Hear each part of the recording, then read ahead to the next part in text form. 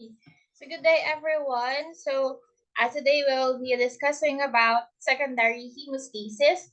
So principles, mechanisms with regards to secondary hemostasis, and we will also talk about the different laboratory evaluations with regards to secondary hemostasis. Okay? So actually, this will be quick kasi parang ilang beses naman na natin na-mention from previous discussions. Yan, so focus lang tayo dito sa coagulation factors. Okay? Okay. So, again, blood coagulation basic concept, it is a sequential process of chemical reaction involving plasma proteins, phospholipids, and your calcium iron. Yeah, our primary goal, again, is to form a fibrin meshwork, okay, which stabilizes your platelet plug. Okay? So this mechanism consists of a series of cascading reactions involving enzymes and their precursors. Okay? So what are the common characteristics of our coagulation factors? Okay. So a deficiency to the factor generally produces bleeding tendency disorder with exception to factor 12. It is a physical chemical characteristics of factors are known, and the synthesis of factor is independent of other proteins, and these factors can be assayed in the laboratory. Okay. Nomenclature of coagulation factors. Okay. So we have different parang coding na ginagamit natin. Okay. So your coagulation factors were assigned a Roman numeral by the International Committee on Nomenclature of Blood Coagulation Factors in order of their discovery. Okay? In order of their discovery. Okay? So kapag may letter A attached to it, for example, 5, and then you have an A here, okay? It means it is the activated form. So activated factor 5. Kapag naman F ang naka-attach, means it is a fragmented form. Kapag M, it is a modified form. So we have different nature of coagulation factors. We have what we call zymogen, or these are enzyme precursors. Okay? Yeah. So, anong factors to? There's all factors 2, 7, 9, 10, 11, 12, and pre-calligreen. So these are substrates with no biological activity until converted by enzymes to serine proteases, meaning they don't have any function hanggat hindi pa sila activated. Okay. Cofactors or non-enzymatic proteins, these are factors 3, 5, 8, HMWK, and protein S. So they help in zymogen activation by altering zymogen conformation to permit efficient cleavage. Okay, so cofactors, nas pangalan na, so they help or they enhance the reaction. So yun yung purpose nila. Next, we have others. Okay? So we have other factors that may specific characteristic. Factor 1, this is the fibrin clot precursor. Factor 13, the only transglutaminase. The rest are serine proteases na. Calcium is a cation. Phospholipid surfaces, this comes from your platelets, which is also important.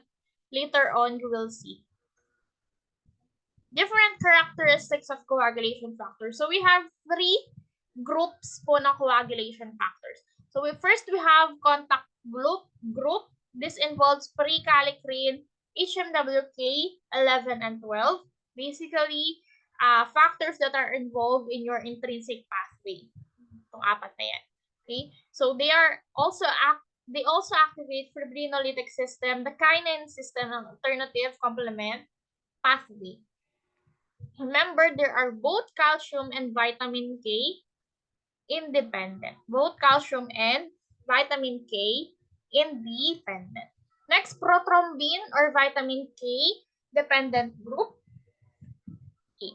So this one, as name nila, vitamin K dependent group, kailangan nila yung presence ng vitamin K for them to be functional. Okay? So requires vitamin K for the decarboxylation of glutamic acid residues in the gamma carboxyglutamic acid rich region of these proteins. Okay? So if wala kang vitamin K, yung decarboxylation process wouldn't happen. Okay? So ang mangyayari, hindi sila makakabind with calcium. Okay? So if hindi makabind with calcium, they wouldn't function. Okay? So hindi sila they wouldn't able to do their job. Okay? Yan. So they require vitamin K. Vitamin K dependent group, we have 2, 7, 9, and 10. Palatandaan ko before here when I was in college is prothrombin group is the 1972 group. Okay? We have 9, 10, 7, and 2. Okay? 9, 10, 7, and 2. Okay? So they are inhibited by warfarin. Okay? They are absorbed by absorbing agents. Ito further discuss natin to sa mixing studies. Mas maintindihan nyo to. They are seen in plasma and present in serum. Okay? They are present in serum kasi once the coagulation process happens, hindi sila nauubos. Hindi sila nakukonsume lahat. Okay? Kaya, sa serum, we can still detect yung presence nila. Okay? Unlike sa next group, na fibrinogen group, they are absent in serum. Absent kasi hindi nauubos sila. Once a coagulation factor, coagulation process happens, nauubos sila. Okay? So, tignan na lang natin yung kasama sa fibrinogen group. We have factor 1. Factor 1 is your fibrinogen, di ba? Si fibrinogen nagiging fibrin, which kumakapit sa clot. Okay? Kaya, once tapos na yung clotting mechanism, wala ka ng fibrinogen. Kasi lahat sila, fibrin na. Okay? Yun. So, ang involved here is factor 1, factor 5, factor 8, and factor 13. So, ito naman, nung nag-aaral ako, ang palatandaan ko sa kanya is 1358.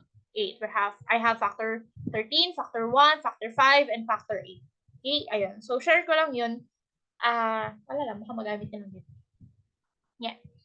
So, these are coagulation factors with the highest molecular weight. They are most labile, consumed in coagulation, but not absorbed by salts. They all are substrates of plasmin and all are activated by thrombin. They are calcium dependent and vitamin K independent. I forgot to mention here. Vitamin K is also calcium dependent. Okay? So, vitamin K is calcium dependent and vitamin K dependent. Ito naman, si fibrinogen group is calcium dependent and vitamin K independent. Okay?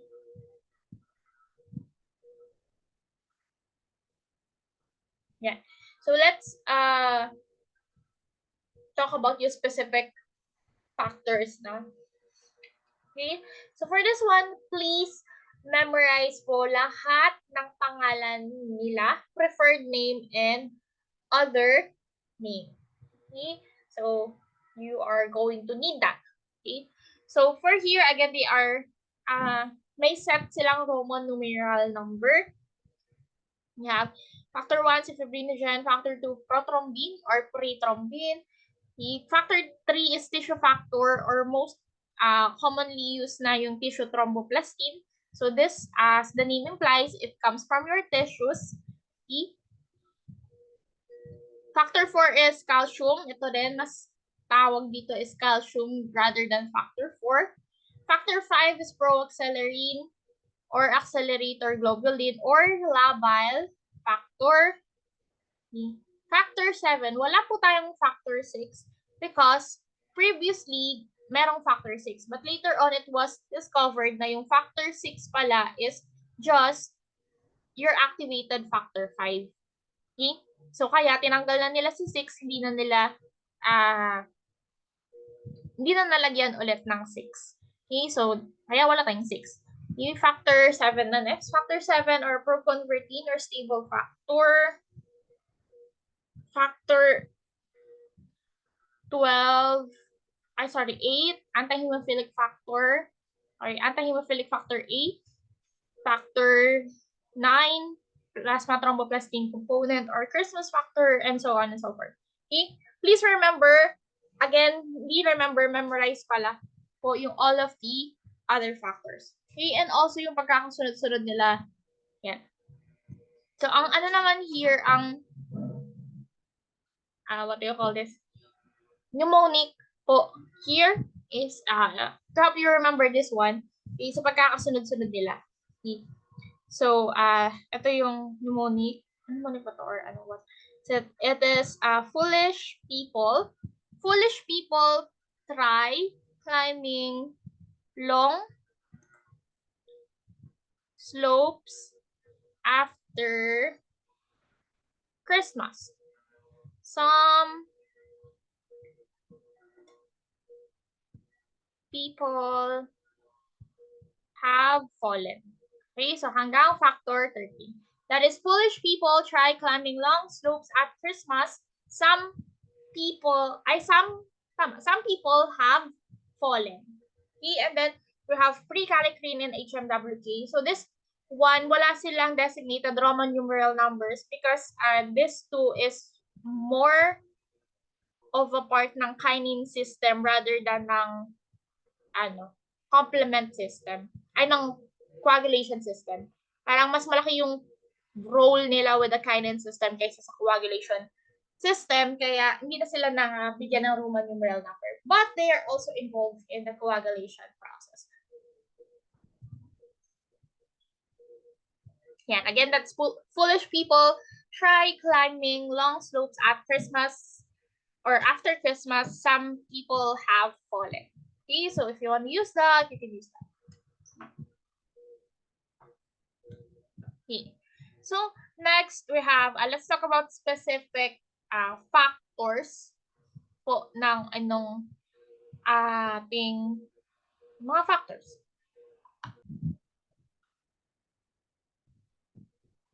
So we have factor 5. Okay, so factor 5 is a cofactor of factor 10 in the activation of your factor 2, which is your prothrombin to thrombin. Okay, so yun yung purpose ni factor 5. Later on, you will see it, yung interaction between the factors. Again, when you say cofactor, it means it enhances the activity of the other factors. Next, we have factor 8. Factor 8 is synthesized primarily by hepatic cells. Okay, but also it can be made by your microvascular epithelial cells in the lungs and other tissues. So si factor 8 naman, it acts as a cofactor for factor 9 naman in the activation of factor 10. Okay? So this one deteriorates rapidly, okay? Meaning it is also labile. Okay? So it's also labile and associated siya with the most severe bleeding disorder. Kapag wala kang factor 8, okay, yun. So it's associated with the most severe clinically recognized bleeding disorder, which is yung hemophilia. Okay, kaya nga siya, ang other name niya is anti-hemophilic factor. Okay? Aside from that, aside from being a cofactor, we can also see si factor 8 po together with your von Willebrand factor. Si von Willebrand factor, di ba, it serves as a bridge for your platelet adhesion and platelet aggregation. Okay, aside from that, meron din siyang receptors that can carry your factor 8. Okay, so ayan, dumidikit din si factor 8 sa kanya. Okay. Next, we have thrombin. Thrombin is the main enzyme of coagulation pathway. Why is that? Kasi si thrombin, siya po yung nag-activate kay our fibrinogen, which is the main substrate po ng coagulation pathway. Kasi diba si fibrinogen, siya yung later on naging fibrin, which is the most important part ng coagulation pathway. Okay. So since si thrombin yung nag-activate doon, kaya niya nakuha yung main enzyme as a title. Aside from that, hindi lang si factor 1 yung ina-activate ni thrombin. Okay? So, it also plays a role in different parts of the coagulation. It enhances yung overall coagulation sequence. Okay? Yan yung purpose ni thrombin. So, activation, it converts fibrinogen to fibrin, also activates factor 13, which is your fibrin stabilizing factor. Okay. And then, also involved in the activation of platelet aggregation via factor 5 and factor 8. Okay? So since sabi ko kanina, hindi lang factor 1 or hindi lang si fibrinogen yung ina-activate niya, pero other factors din. Kasama dyan si factor 5, factor 8, okay, together with protein C, okay? And then weak activation of factor 7. Aside from that, aside from being a procoagulant, your thrombin is also it also has anticoagulant mechanisms or parang ability. Okay? So procoagulant, it induces platelet activation and aggregation, activates cofactor 8, converts factor 13 or activates factor 13 and factor 5, and converts prothrombin to thrombin, which thrombin will then activate your fibrinogen to fibrin, or will convert your fibrinogen to fibrin. Okay? So, yun. And then its anticoagulant properties, okay? So, it is when your thrombin binds to antithrombin 3, okay? To inhibit certain proteases. Okay, so as mentioned, di ba si thrombin, hindi lang isa yung role niya. Okay, so it plays a role, plays a role in different enzymes. Okay, so nakaka-apekto siya. It stimulates, enhances the reaction. So if wala kang thrombin, okay, una-una, hindi mo makakonvert si fibrinogen to fibrin. And also, yung other reactions pa within the system, it won't be stimulated. Okay, so kung wala kang thrombin, in the end, wala kang clot, okay, hindi ka rin talaga makakabuo ng clot. Okay? Yan. Next one, when it binds to thrombomodulin. Okay? So si thrombomodulin po, if you remember in our previous discussion, si thrombomodulin, you can see po na nagagaling from the cells within the vascular intima. Okay? So when thrombin is binded to thrombomodulin, it will activate protein C. Once na-activate si protein C, ang function of it will inhibit the function of factor 5 and factor 8. Okay? So, wala kang factor 5. Okay? So, later on, we will discuss kung saang purpose ni factor 5. Okay? So, it will cut off the coagulation pathway. Okay? So, kung kulang ka ng factors. Next, we have fibrinogen. The fibrinogen is the principal adhesive molecule subserving your platelet aggregation. If you remember dun sa platelet plug natin, okay? So, di ba, meron kang collagen, you will have your von Willebrand factors as receptors, then you will have your platelets, and then platelet to platelet naman, it could either be fibrinogen or von Willebrand factor as a bridge pala, okay, para dumikit siya sa other platelets. Okay, yun. So, this one is the normal values po within the body, 200 to 400 milligram per dl. The normal value ng fibrinogen in your body. Okay, so your fibrinogen, ito yung itsura ng fibrinogen ninyo. It has 3 domains, dalawang D domain, and pagitnaan niya si E domain. Yan yung itsura ni fibrinogen. Okay. Next, we have factor 13. Factor 13 is the only tissue transglutaminase. If you remember, the rest of the factors, they are called serine proteases. The factor 13, it's called tissue transglutaminase.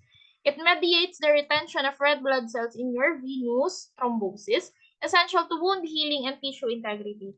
Factor 13, or also called fibrin stabilizing factor. Okay? So, siya yung nagsistabilize sa fibrin. Okay? So, this one, ito siya. Yan. Yan. So, we have D, and E. So once your fibrinogen becomes fibrin, so magdidikit-dikit sila. So fibrin monomer, fibrin polymer, nagdidikit-dikit sila, nagpapatong-patong. And then yung purpose ni fibrin stabilizing factor or the factor 13 is ito. Okay?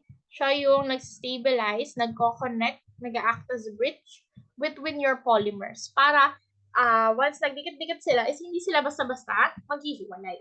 Iyon yung function ni factor 13. Tissue factor. Okay? So tissue factor or also known as tissue thromboplastin. Okay? Tissue thromboplastin. Okay, so this comes from the tissue, as the name implies. Okay, so ayun. So since it comes from your tissue, so remember, there's no such thing as factor 3 or tissue factor deficiency. Okay, kasi hindi ka naman nauubusan ng tissue. Okay, so ayun. So walang tissue or walang factor 3 deficiency. This acts as a cofactor for activated factor 7 para to start yung extrinsic pathway natin. Okay? So, total na-mention na natin. Let's move on with the different pathways. Okay? So, we have 3 pathways: extrinsic, intrinsic, and common pathway. Okay? So, extrinsic pathway, this is activated by the release of factor 3 into the circulation from injured tissues. So, you have your vessel injury. That vessel will release your factor 3 or the tissue factor in the presence of calcium. Okay, it will activate factor 7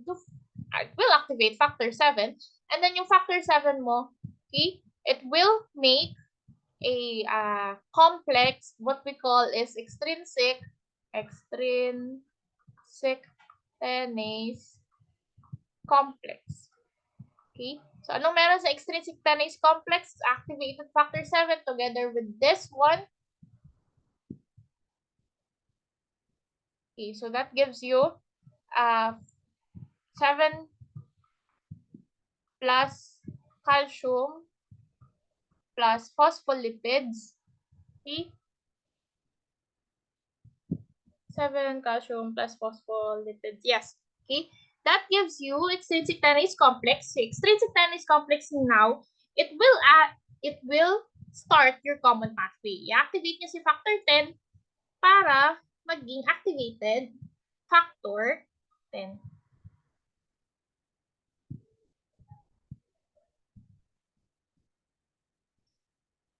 Okay. This is kulang. Sorry, ito pala tissue factor.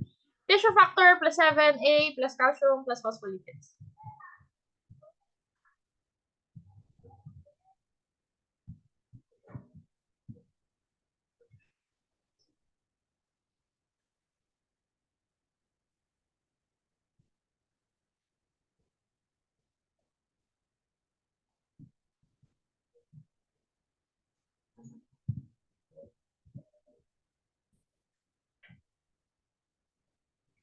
Okay. Next is intrinsic pathway. Intrinsic pathway starts or activates when a vessel is injured, exposing subendothelial basement membrane and collagen. If you remember yung contact group or contact factor, kaya siya nasabing contact kasi once it comes into contact with collagen, tsaka siya na-activate. Okay? Yun.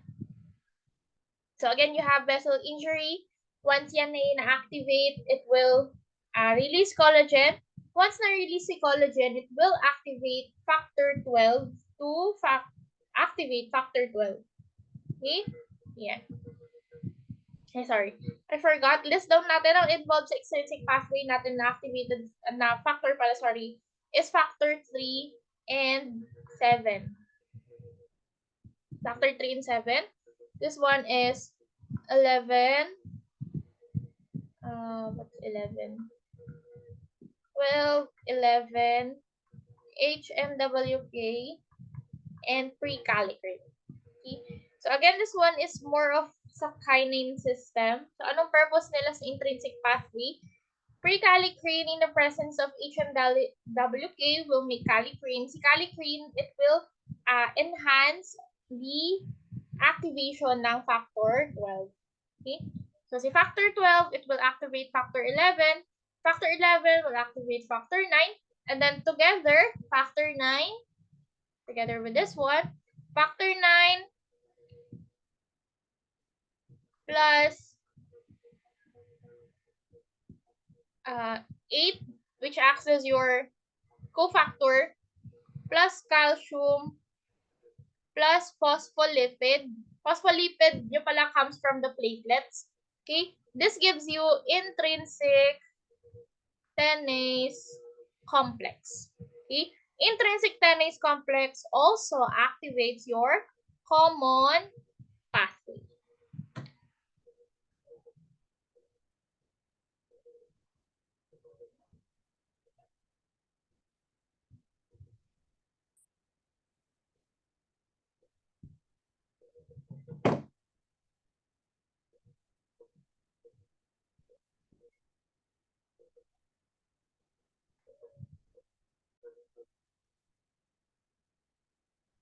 Okay, let's move on. Sorry, I forgot. Kasama dito factor 8.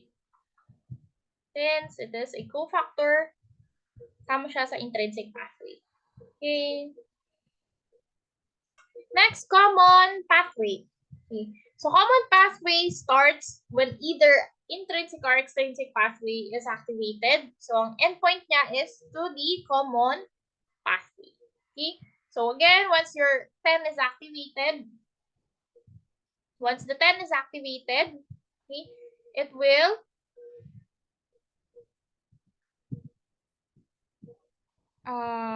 make up the what we call prothrombinase complex. Okay, so let's list it down. 10 dito. Okay, 10. We have 5. We have 2. We have 1, and we have 13. Okay, so these are the factors involved sa common pathway. Okay, so sa prothrombinase complex mo is this. Ito. Sorry. Let's delete that. Ay, delete lahat. Okay. Again, prothrombinase complex mo ito. 10A plus calcium plus 8 as a cofactor. Additionally, more than the 8 is factor 5. Paki-add din po si factor 5.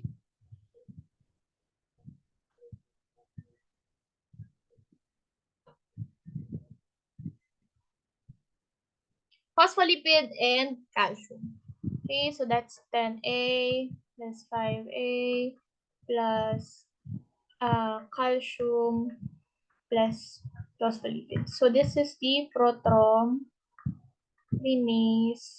complex. Okay, again, that's 10, 5, 2, 1, and 13. That involves your common pathway. So once the prothrombinase complex is activated, it will change prothrombin to thrombin, or it will activate factor 2. Si factor 2 now will convert fibrinogen to fibrin and also activate factor 13, which is the fibrin stabilizing factor. In the end, you will have your fibrin. Okay? Yan. To sum it up, ito yung, to give you a visual po ng ating functions ng ating intrinsic and extrinsic pathway. Okay? Yeah. So in here, again, either pag may tissue cell injury, it will activate your intrinsic pathway. Extrinsic pathway will activate because of the release ng tissue factor. Ito naman because of the contact with collagen. Okay? And then same kanina. Okay? So activation of one factor will activate another factor and so on and so forth hanggang magkaroon ka ng extrinsic tenase complex and your intrinsic tenase complex which will activate your common pathway. Additionally lang yung wala kanina, your extrinsic tenase complex also stimulates the conversion or deformation of your intrinsic tenase complex. Okay? So, itong mga to, hindi po siya parang, ano yun, parang, ito muna, then ito muna, ganyan. Almost simultaneously, or almost at the same time sila lahat na nagpa-function. Okay? Like, hindi extrinsic muna, then intrinsic, parang halos sabay sila. Okay? Yeah. And then once activated the common pathway, your 10 activated 10 will activate your factor 5, which will form your intrinsic, prothrombinase complex. Prothrombinase complex will then activate your factor 2. Si factor 2, as we have mentioned kanina, si thrombin, hindi lang siya for the activation of your factor 1. Okay? So si 2 also stimulates the activation of factor 8, which is the cofactor, stimulates the reaction, okay, ng reaction in your intrinsic pathway. Okay, and then also activates further factor 5 and also stimulates yung activation ng factor 13. So, hindi lang isa yung purpose ni factor 2. Okay? So, you can see why na hindi ito step by step para siyang simultaneous talaga. Okay? Kasi pagdating kay common pathway, ay yung effect ng common pathway still to activate or to stimulate the intrinsic pathway and so on. Okay? Yan.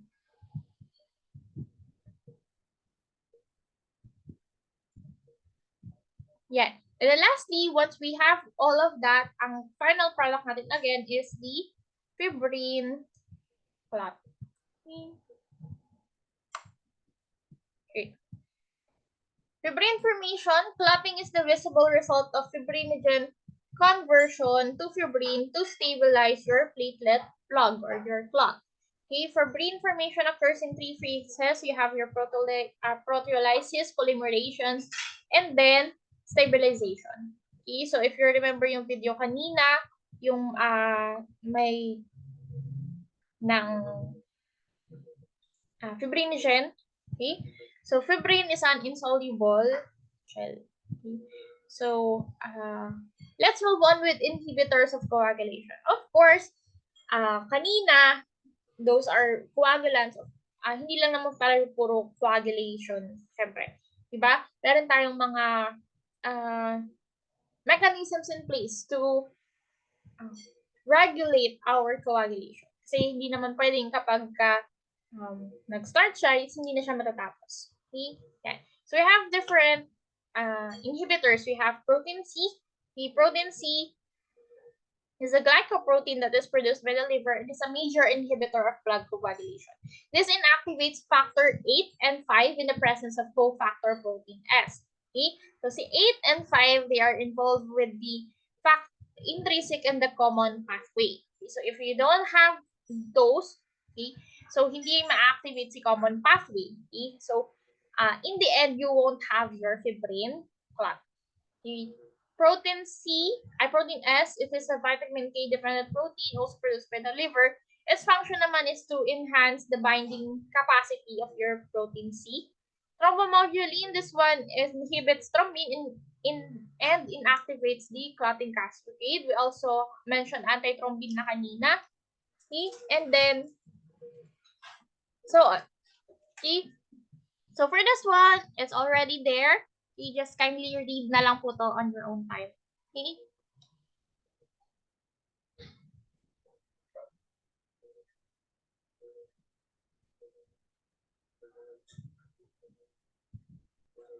Okay. So laboratory evaluation of hemostasis. Let's proceed with this one na. So I have included specimen collection, transport, and processing na hindi, supposedly this is from sa part ng primary hemostasis, but I haven't included it there. So kindly read na lang po ito. Everything you, additional information that you have to know is already indicated here. Wala na po namang further kailangang i-discuss. Okay, so just read it. Pakibasa na lang. Okay, so let's proceed with coagulation test or tests na talaga. Okay, so this is more of a what do you call this? Laboratory type of discussion. So I won't be discussing the procedure na. Anyway, you have your notes. I believe I've included it sa notes ninyo. Okay, and also, I believe discussed na siya sa laboratory. Okay, so hindi ko na i-include yun. Yan. So, let's just discuss yung mga kailangan pang i-discuss talaga. Okay? Yan. So, let's talk about coagulation tests. Okay, so we have coagulation test. Of course, it is used to detect if there are problems within your coagulation. Okay? So, clot base is often used for suspected bleeding and anticoagulant monitoring. So we have two commonly used coagulation tests, prothrombin time and activated partial thromboplastin time. Okay? So ito talaga yung ultimate test nowadays na ginagamit natin for coagulation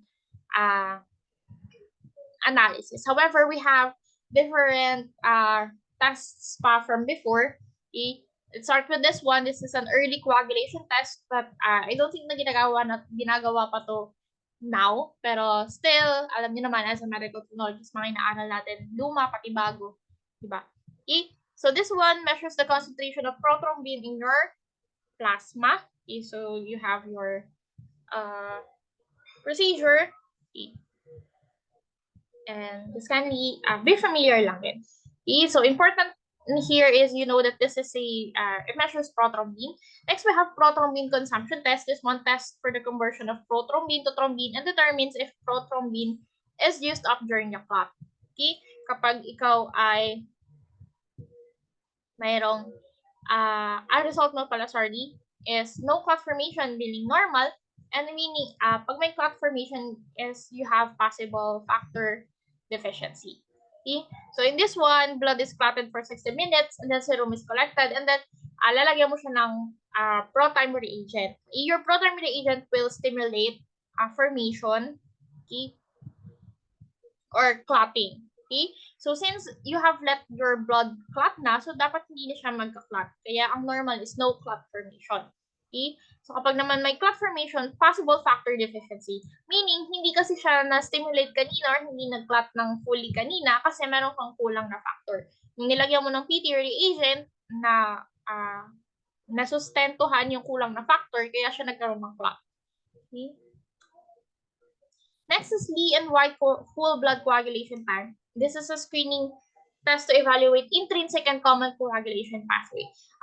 Please remember na kapag yung mga tests natin, i-test when you say na i-test for intrinsic, it also tests for the common pathway. When it tests for extrinsic, also common pathway din. Okay? Why? Kasi di ba nag-i-intersect sila? Okay? When you have na-stimulate sa intrinsic, common pathway ang dulo. Pag na-stimulate sa extrinsic, common pathway din ang dulo. Ganon. Okay? So, palaging magkasama sila. Okay? So, si Lee and White whole blood coagulation time, it is a screening test to evaluate intrinsic and common coagulation pathway as well as to monitor heparin therapy. So, this one, I believe, is gagawin ninyo or ginawa nyo na ata sa laboratory. So, I won't be going further into that. Okay? Other early coagulation tests we have is plasma recalcification time, which is also for intrinsic and common. Okay? And then we have thromboplastin generation test or mixing studies. This I will discuss after ng EPTT. Okay? So moving forward, let's discuss prothrombin time. Okay. So prothrombin time.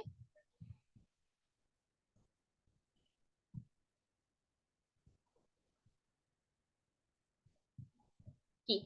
This one evaluates the generation of thrombin and the formation of fibrin via the extrinsic pathway and the common pathway.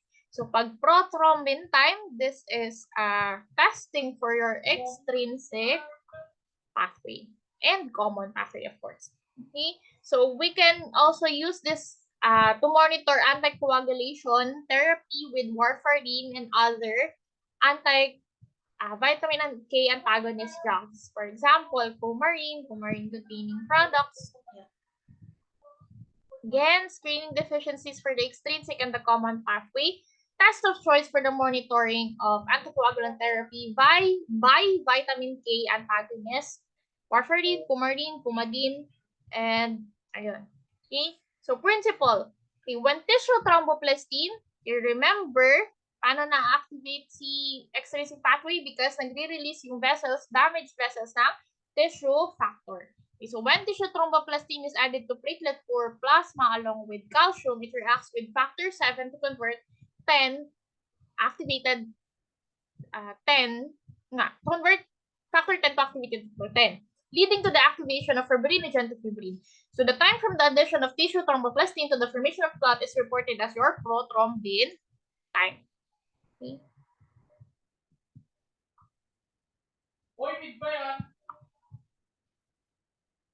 Yan. Okay. So how would we report po si prothrombin time? Okay. So si manner of reporting natin, we have patient time in seconds, patient time, and control time. Okay. Kapag po nagre-run tayo ng prothrombin time and actual partial thromboplastin time, always na nagre-run tayo ng control alongside. So kasama siya sa reporting. Okay, so patient time, and control, and then prothrombin ratio. To get the prothrombin ratio, you just have to divide yung patient time, this one, to your control time. Okay, control time. Yan. So ito yung prothrombin ratio mo. Okay, we also report percent activity. To get the percent activity naman, you just have to divide your control time divided by your patient times 100. That's the percent activity. And then lastly, international normalized ratio. Okay. So si international normalized ratio, this is made kasi ang tawag dito, because of the wide range results ng prothrombin time seen in patients undergoing anticoagulant therapy. Okay? So, since sobrang depende sa therapy nila, medyo magkakalayo yung mga results, nagawa si international normalized ratio para mas standardized yung prothrombin time. Also, kasi 'di ba, iba't ibang manufacturers, iba't iba sila ng pinagkukuhanan ng reagent. 'Di ba, ang kailangan natin is tissue thromboplastin. Okay, the best source of tissue thromboplastin is the human brain. Okay, human brain. Okay, so because of obvious ethic reasons, okay, so hindi po lahat ng manufacturer capable na gumamit ng human brain as source of tissue thromboplastin. Most common na ginagamit nila is from the rabbit and mouse brain. Okay? So, ayan. So, medyo may pagkakaiba sa mga sources po niyon. Nagkakaroon din ng pagkakaiba po sa reaction with the samples. Okay? Kaya rin, another reason bakit meron tayong international normalized ratio. So, to get the INR, you just have to divide patient time over control time multiplied by the ISI or International Sensitivity Index. International Sensitivity Index. So as I have mentioned kanina, the best source of tissue thromboplastin is your human brain. Okay? So however, hindi naman always possible yon. So for the ISI, to get the ISI po, it would be dependent po sa source ng tissue thromboplastin. So, human brain ninyo, the human brain has an ISI or given the index of 1.0. Okay? Okay.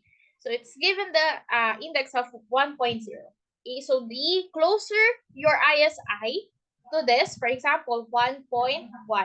So, the closer to 1.0, it means na more sensitive yung inyong source ng tissue thromboplastin. Okay? The higher the number is, for example, 1.9, okay? So the least sensitive yung inyong source ng tissue thromboplastin. Okay? Again, 1.0, this is given for the human brain as its index. Okay? So the closer the number or the closer the ISI, for example, 1.1, okay? The more sensitive your source of tissue thromboplastin is. Okay, the higher the number or mas malayo siya sa 1.0, the least sensitive yung inyong source of tissue thromboplastin. Okay, so I hope that is clear. Moving on, okay, activated partial thromboplastin type. This one naman is used for yung isa extrinsic. This one is for intrinsic pathway. Most commonly used to test screening test to investigate bleeding patient, monitoring anticoagulant therapy, and pre-operative screening. Okay, again, measures the integrity of your intrinsic pathway and your common pathway. Okay? So, we can see prolonged C-activated partial thromboplastin time kapag may presence ka ng inhibitors. So, we have different types of inhibitors. Okay? We have specific factor inhibitors and non-specific inhibitors, tsaka mga anticoagulants. When you say specific factor inhibitors, okay? So, kapag ganito yung present, we cannot correct the results using mixing studies. Okay? And we can confirm presence of these factors using the Bethesda assay. Okay? Pag non-specific inhibitors naman, we can see that kapag, for example, merong lupus anticoagulant, okay? So lupus erythematosus si patient. So ang nangyayari, the patient develops antibodies against the proteins. Okay? When you have phospholipid complexes, okay? Yeah. And another inhibitor is anticoagulants, presence of heparin. Okay? Kung yung isa, kung si prothrombin time is anticoagulant niya is coumarin, warfarin, coumadin. So for APTT, it's for heparin. Heparin therapy is activated partial thromboplastin time ang ginagamit natin as a form of analysis.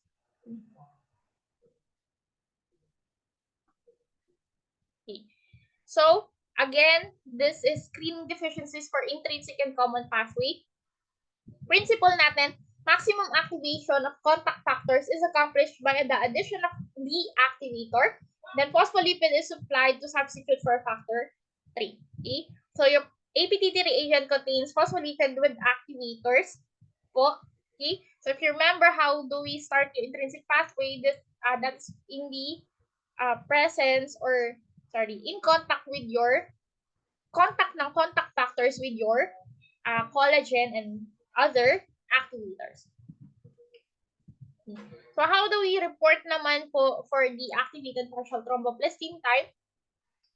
Manner of reporting natin here is mas konti lang kaysa dun sa isa. The patient results and your control results.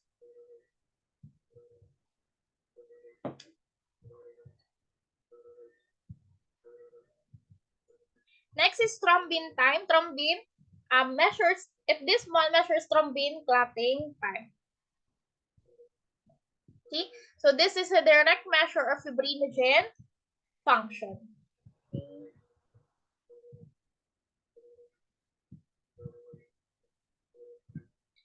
And next, let's move on sa thromboplastin generation test or sa mixing studies. Okay? So this is used to identify specific factor deficiency by mixing correction reagents with the patient's plasma and then performing PT and APT.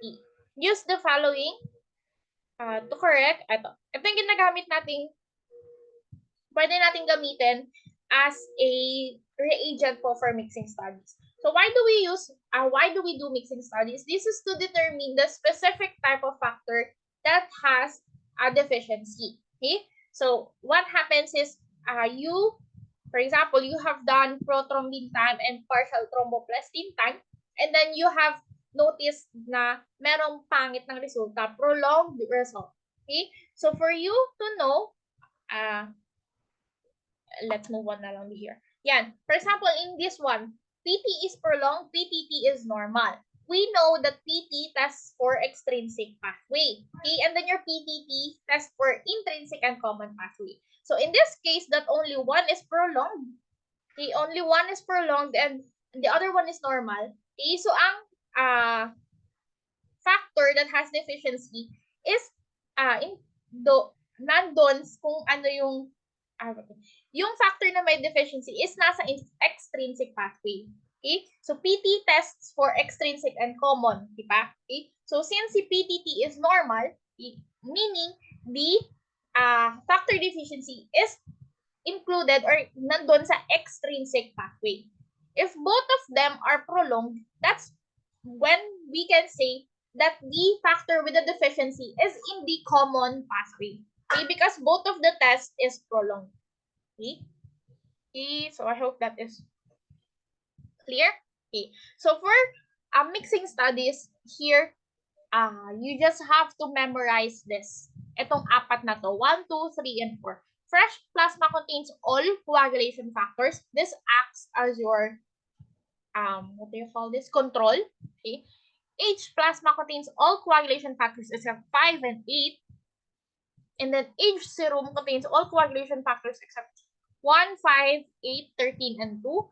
And adsorb plasma contains all coagulation factors except 2, 7, 9, and 10.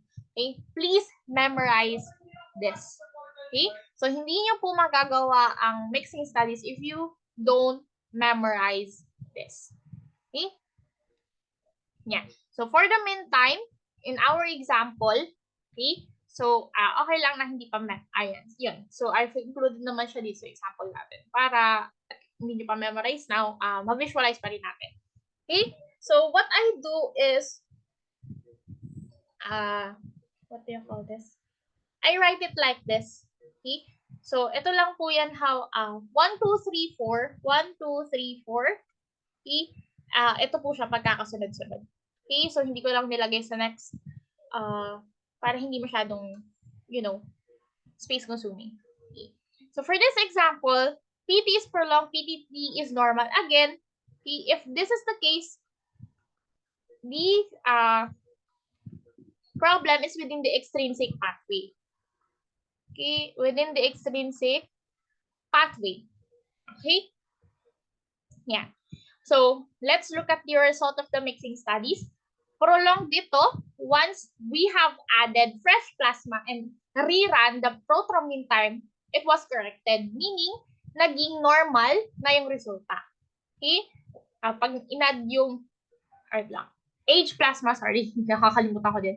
Okay, fresh plasma, H serum, adsorb plasma. Okay? When we added the H plasma, okay, it also was corrected. Pag nung inad yung H serum, it was also corrected. And then when we added the adsorb plasma, it was also corrected. Meaning nag-normal si prothrombin time. Now, the question is, how can we know kung sino yung specific factor na may problem? Okay? Na may nakulang.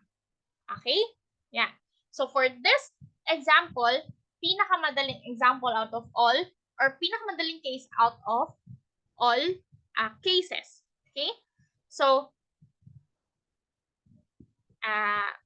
ayan. So I'll give you a few seconds to think, ano kayang factor yung kulang? Okay? Or deficient. Okay? Remember, ano ba yung factors in the extrinsic pathway? Okay? Dalawa lang yan. Okay? So you have factor 3 and factor 7. Alin kaya sa dalawa? Okay? So, wala sanang magkakamali here. The answer is, hindi na natin ito kailangan tignan. Wala tayong pakialam dyan. Answer is factor 7. Why? If anyone is asking why, okay? Again, what is factor 3? This is tissue factor. As I've mentioned kanina, there's no such thing as factor 3 deficiency because there's no such thing as tissue deficiency. Okay? So, kapag ganito po yung binigay na case, pinakamadali din na kailangan mag-isip, it's always factor 7. Okay? So, kung meron mang factor deficiency in the extrinsic pathway, it is always factor 7. Okay? Yun. So, madali. Okay? Pinakamadaling example, syempre, pinakauna. Okay? Next one. PT is prolonged. PTT is prolonged. Okay? Yan.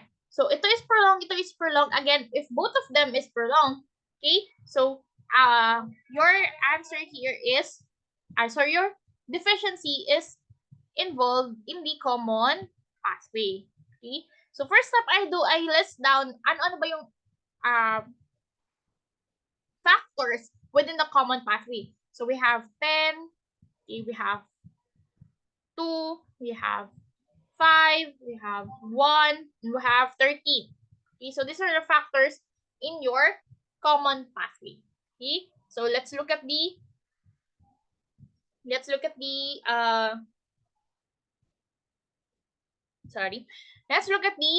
result of the mixing studies.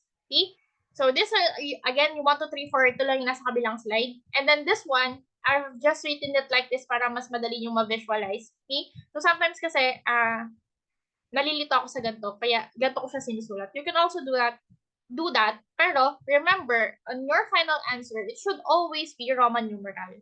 Okay, so kasi this one is not considered as a factor. Okay, yan. So, ayan. So, it was corrected in fresh plasma. Again, kasi yung fresh plasma acts as your control. Okay, so kung hindi to corrected sa fresh plasma, ulitin mo lahat ng ginawa mo. Okay, yan. So, corrected because your fresh plasma contains all of the coagulation factors. Okay, so bakit ba to prolonged? Okay, it is prolonged kasi there is something missing. Okay, there's something missing within your sequence. Okay, so ang goal mo is hanapin ano ba yung missing. That's why nag-a-add tayo ng reagent. Okay, so itong mga reagent na to, meron siya nung possibly wala ka. Okay, nung possibly wala sa sample mo.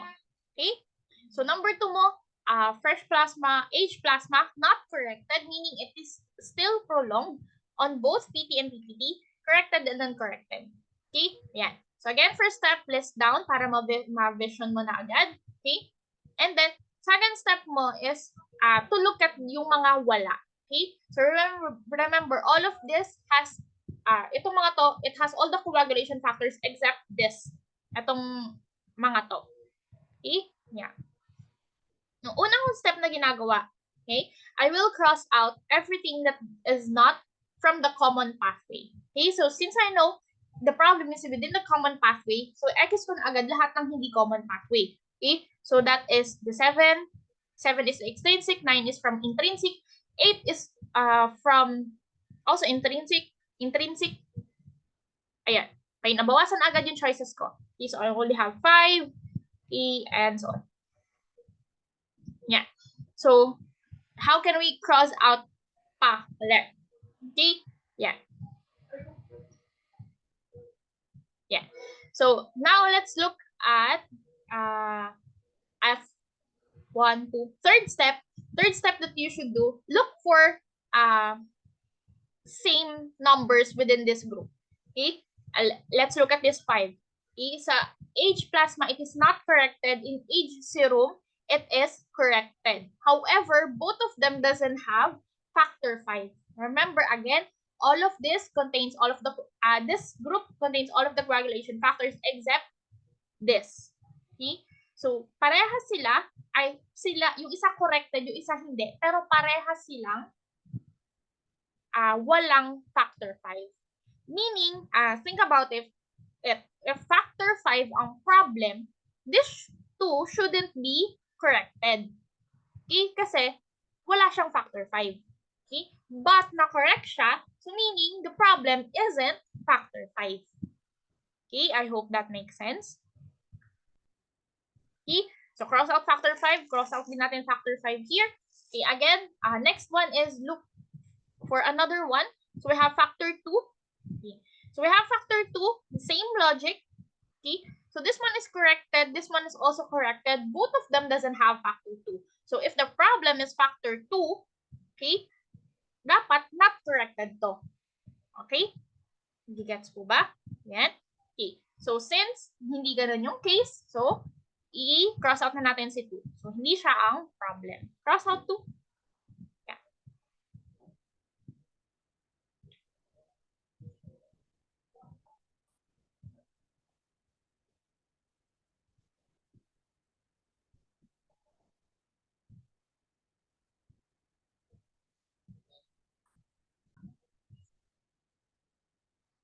Okay. Sorry. I know magmumukhang putol yung video. I just realized something na may mali sa example. Kaya medyo napatigil ako. And I realized it na, okay, this one, mali yung result. this one should be not corrected as well. Okay, so both this one, 2 and 3 is not corrected. Okay. Yan. So, ayun. Yan. So, let's cross out again. Sinunod ko dito. Yung 2, same logic applies. 2 and yung 2 is wala na. Okay, kasi if 2 is the problem, if 2 is the problem, okay, this should be yung 4 should be not corrected as well. Okay? Yan. So, since corrected to, so kaya natin na-cross out si 2. Okay? Yan. So,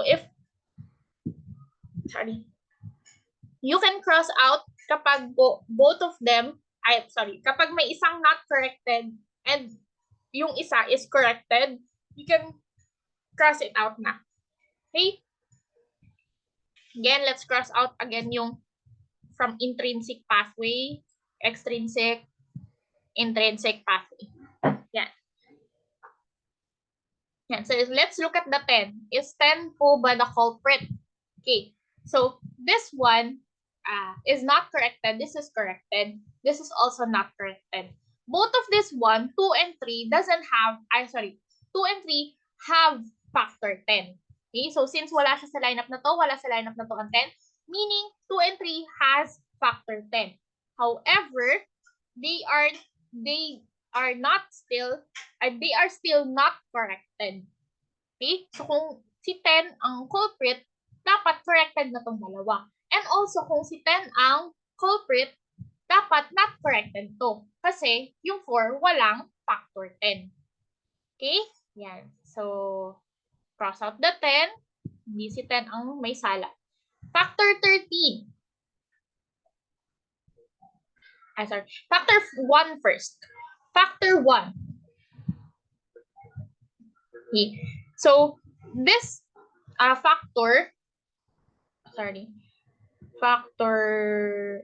this reagent, si adsorbed serum, doesn't have factor 1. Okay? And then, si H plasma is merong factor 1. Since wala sa lineup na to, meaning meron siyang factor 1. Okay? However, dito, let's look at the corrected one. Okay? Yung corrected ninyo is, it has factor 1. Sorry. Okay, ulit. Yung medyo nakakalito po talaga yung mixing studies, pero sana nakakasunod po. Okay? So, let's look at here tsaka here. Okay? So, si factor 1 po ninyo, it's present in your 2. Okay? Present siya sa 2, however, still not corrected siya. Okay? Sa 3 naman, it is not present. Okay? Not corrected din siya. Okay? Kung si factor 1 ang deficient, dapat yung 2 mo is corrected. Kasi present si factor 1 doon. Okay? Pero, it's not corrected. So, meaning, hindi si factor 1 ang salarin. Same goes with factor 13. Okay? Si factor 13 po is, factor 13 has, this one has no factor 13. Kung si factor 13 ang salarin, okay, understandable na not corrected siya. However, sa 2, meron siyang factor 13. Okay? Kasi wala dito. Pag wala dito, ibig sabihin meron siya. Okay? So, pero it's still not corrected. So, meaning hindi si factor 13 ang salarin. Okay? Factor 13. No. So, you have your answer. Nag-iisa na lang naman siya si factor 5. Okay? So, how can you confirm?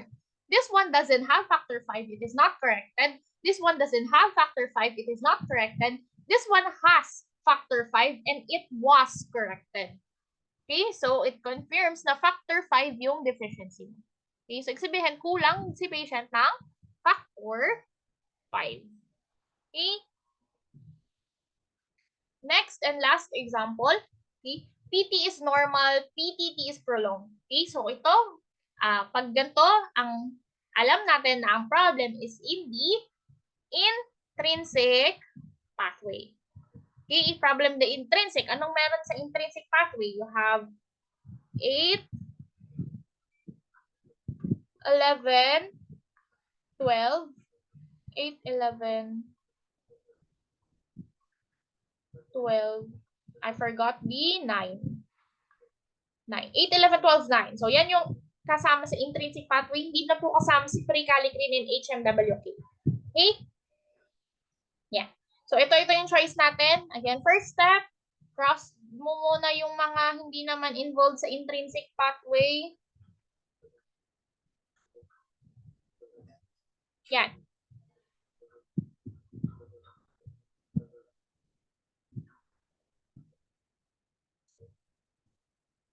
Okay? Yan. So, let's look at the factor.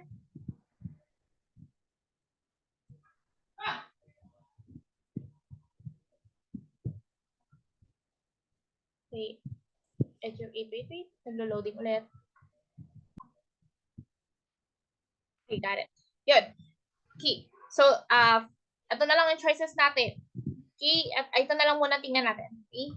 So you have 8. Let's look at 8 first. This one is corrected. This one is also corrected. However, parehas silang walang factor 8. Again, itong mga to is, sometimes I forgot that kaya medyo naglo-loading ako. Okay? So itong mga to, yung wala sa mga reagent na to. So ito yung wala. Okay? So wala sila parehas factor 8, pero corrected sila. Okay? Meaning, hindi si factor 8 ang problem. Okay? Yan. Let's look at factor 9. Si factor 9 is wala dito and it's not corrected. So, parang pwede. Okay? Let's look at the other one. Number 3, meron siyang factor 9. Since wala dito, it's sabihin meron and it is corrected. Okay? Okay, so parang factor 9 na talaga. Okay? And then, yung isa, meron din siyang factor 9 and it is corrected. Okay? Ayan. Yun. So, still supports na baka factor 9 yung inyong sagot. Okay? However, we still have two choices, factor 11 and factor 12. Okay? So, paano natin mako-cross out si factor 11 and si factor 12? Factor 11, let's look at this. Okay. So, wala ditong 11 and 12, meaning all of them has 11 and 12. Okay? So, all of them has 11 and 12. Okay? So, meaning if the problem is either 11 or 12, this two should be corrected as well because this contains 11 and 12. Okay? But since it is not corrected, meaning we can cross this out na. So, you have your answer in factor 9 deficiency. Okay? Factor 9 deficiency. Okay? That's how you do mixing studies. Okay? If in cases that your answer is 11 or 12, okay? So, pag 11 or 12 yung answer, since all of them has 11 and 12, wala tayong way para to differentiate it. Okay, so how can we differentiate? We can use the patient history. Okay, so one differences ng 11 and 12, this one has bleeding tendency. Okay, this doesn't have bleeding. No bleeding tendency. Okay? Ayun. Okay, so that's how we can differentiate si 11 and 12. Okay, so if in cases na ganun yung naging resulta ng ating mixing studies. Okay, so I hope that is clear. If not, just ask me questions.